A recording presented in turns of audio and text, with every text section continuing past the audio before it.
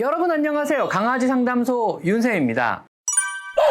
강아지들은요, 통증이 있거나 몸이 좋지 않아도 겉으로 드러내지 않고 꾹 참는 경우가 많습니다. 오늘은요, 우리 애견인들도 종종 놓치는 강아지 통증의 신호를 한번 알아보도록 하겠습니다.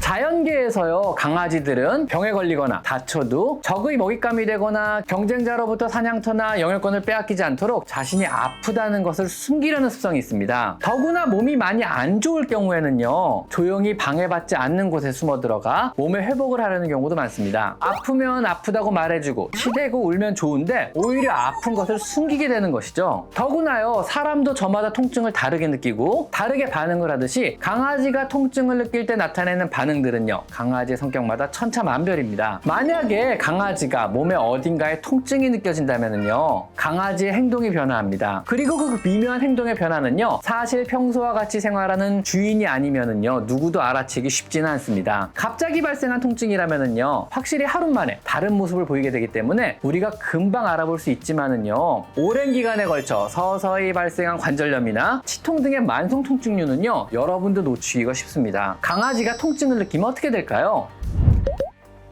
첫 번째는요, 대체로 체중이 감소하게 됩니다. 통증은 강아지의 식습관에 영향을 미치게 됩니다. 사람도 몸이 아프면 입맛을 잃듯이 강아지도 통증이 지속되면은요, 식욕이 변하고 그 결과 체중이 서서히 감소하게 되는 겁니다. 더군다나 관절염이나 근육통 혹은 허리에 통증이 있다면은요, 몸의 움직임이 불편해지기 때문에 몸을 구부리는 행동을 자제하게 되고요, 이는 곧 밥그릇으로의 접근 자체를 제한하게 됩니다. 혹시라도 한 달에 10% 이상의 급격한 체중의 감소가 관찰이 된다면은요, 반드시 병원에 가서 어디 아픈 곳은 없는지 확인을 해보시는 것이 좋습니다. 다음 두 번째는요, 보호자의 손길을 피하게 됩니다. 몸을 만지려고 하면 예전과 달리 몸을 피하려고 한다거나 몸을 움찔거린다면요, 통증을 의심해봐야 합니다. 그러므로 몸의 여기저기를 평소에 마사지를 해가며 만져주어 피하거나 통증을 느끼는 곳은 없는지 평소에 잘 체크해보시는 것이 좋습니다. 자주자주 만져주세요. 다음 세 번째 징후는요, 움직임이 예전보다 줄고 잠을 자는 시간이 늘어나게 됩니다. 계단에 오르는 걸 주저하게 되고요, 평소에 잘 올라오던 소파나 침대에도 잘 안 올라오려 하고요, 또 산책 시 평소보다 더 쉽게 지치며 금방 주저앉아 안아달라고 하는 경우도 많습니다. 좋아하는 놀이나 운동 역시 꺼리게 됩니다. 이런 증상들은요, 강아지의 퇴행성 질환이나 만성 통증에서 가장 빈번하게 관찰되는 증상으로요, 몸이 아프기 때문에 움직임을 꺼려하게 되고 관절을 많이 사용하는 종류의 움직임을 자제하려고 하기 때문입니다.